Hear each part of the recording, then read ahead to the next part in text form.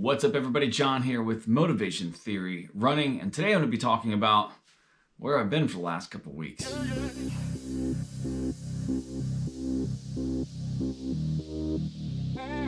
So if you are a regular watcher of this channel, you will have noticed that basically after I did the updates after my 12-hour trail ultra marathon, I've been MIA.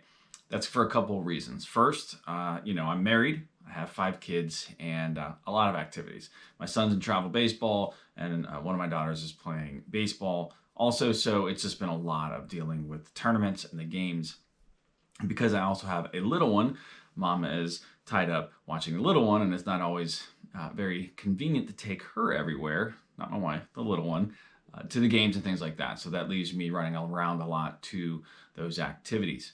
And one thing I've always said is my family comes first, and that doesn't change at any point.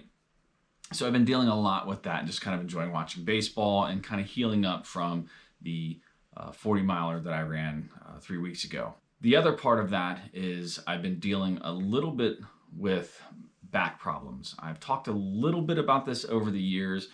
My lower back problems, my herniated disc in my neck and my lower back. The story behind that is when I was probably about 22, 23, I was in a car accident. I was a passenger in a car that was T-boned, and we spun around, slammed into the median, went to the hospital, was in a shoulder brace and a neck brace for a couple weeks.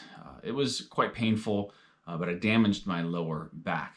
Of course, I was young and tough, and I didn't really pay much mind to it. I just kind of plowed through everything. Didn't really do the proper, probably the proper rehab that I should have been doing at that point, because again, I was young, healed up, and I never really thought about how it was going to affect me as I got older. So fast forward a number of years when I started running, and my form would begin to break down on long runs. I would start to develop issues with the sway back and then the compression on my lower back. I battled this for a long time. That's why I talk so much about cross-training and strengthening your core. I've dealt with this back issue since January 2020 of this year in a different way than I have years in the past. It seems to have been a little bit more of an issue now. Even with some core strength training, I've still been battling some of this back pain here and there. I kind of push through it, concentrate on my form, make sure I'm upright, and it just flares up. It flares up every so often, which is kind of concerning. It's something that I've always been very worried about as I've aged. If I don't stay in shape, my back goes out. I mean, I've had times where I was in bed probably 3 or 4 times over the last 6 years where I've been in bed for 2 or 3 days just because my back would literally go out. I'd be in a crumpled heap on the floor and unable to move. It does bother me. It does concern me. So I try to do a lot of things to help fix that. I go to a chiropractor once a week and get an adjustment. I think I probably need to go to more comprehensive chiropractor and get some more x-rays and things like that. It's been a while since I've done that. I kind of just go to the joint, one of those places. They just give you an adjustment once a week, but I think I need a more comprehensive evaluation of what's going on in my spine, just to make sure that I'm doing the things I should be doing and not pushing too much. That brings me to the next point. So one of the tips I found out many years ago when I started running ultras is, how do I kind of combat the breaking down of my form and the back pain when I'm running?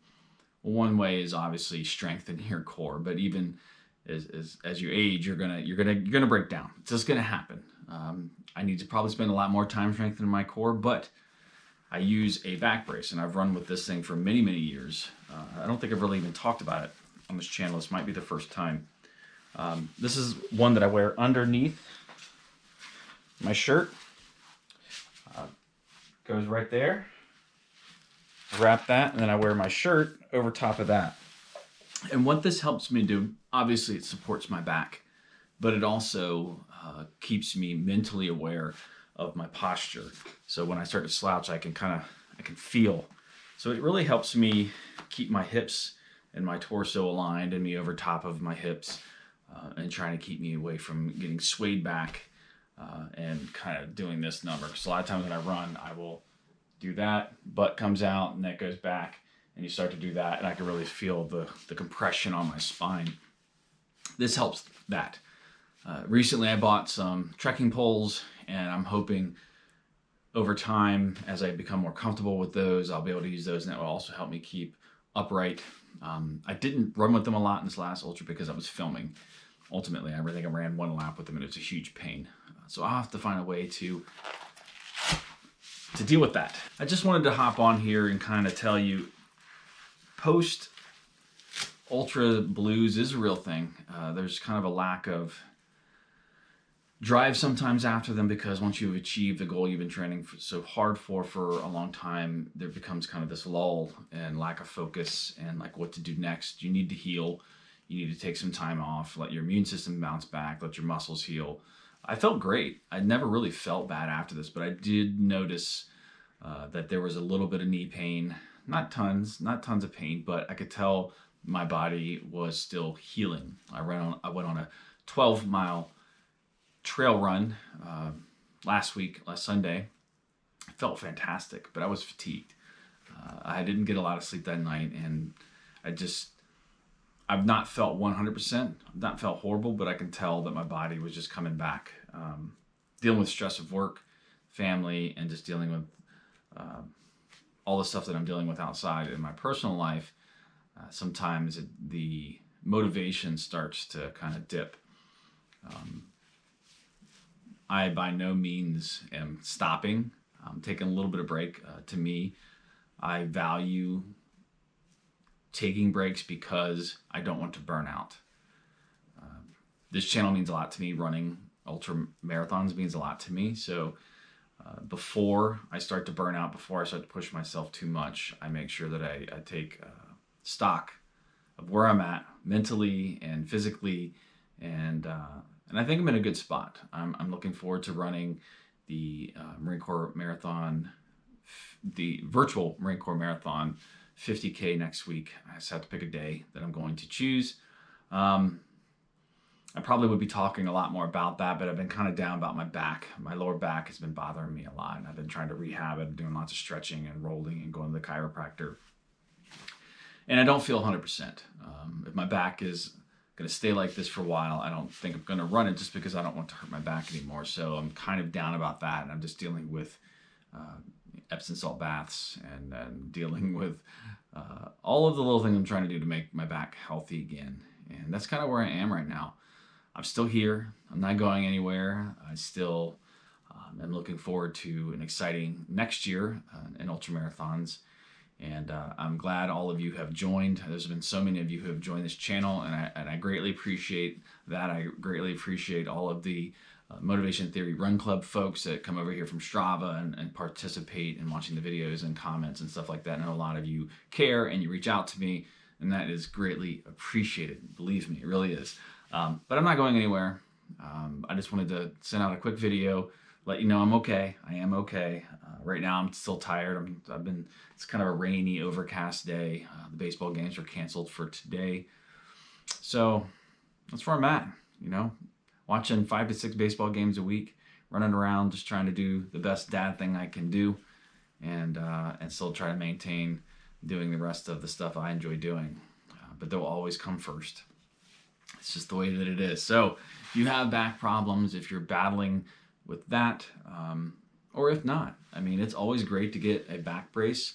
This one is called a Futuro back brace. It's held up for years, and I've washed it. It's nothing wrong with it at all. It's good to help those of you, even if you don't have a back problem, just to help maintain your form, because as you start to get further up in the 30 and 40 and 50 miles, your form will start to break down, and that's when kind of the injuries and pain will start to tagging on you in the race. So I try to avoid some of that by kind of cheating a little bit with the back brace. That helps me out. So your mileage may vary, so good luck to you. I know a lot of you have either ran races here recently or getting ready to run races.